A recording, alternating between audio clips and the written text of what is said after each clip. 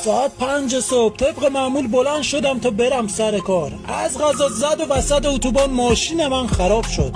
یه رفیقی داشتم که خیلی در حقش خوبی کرده بودم. تنها کسی که روم شد تو اون ساعت بهش زنگ بزنم همون رفیقه بود. زنگ زدم گفتم ماشینم خراب شده، میتونی بیای تا بکسلش کنیم تا یه تعمیرگاه ببریمش؟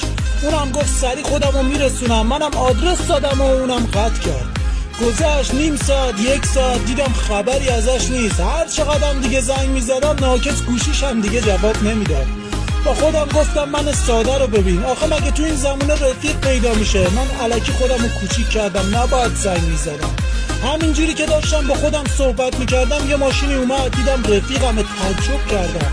گفتم گوشی تو چرا جواب ندادی؟ گفت با عجله از خونه اومدم بیرون و یادم رفت و موند تو خونه. گفتم ماشین خودت کجاست؟ گفت چند روز پیش فروختمش. میدونی که تو در حق من خیلی خوبی کردی. وقتی واسه اولین بار زنگ زدی و ازم کمک خواستی نتونستم بگم ماشین ندارم. دم خونه چند نفر رفتم و تونستم ازشون ماشین بگیرم. به خاطر همین برو بیا بود که یه کمی طول کشید که بیام. واقعا ببخشید.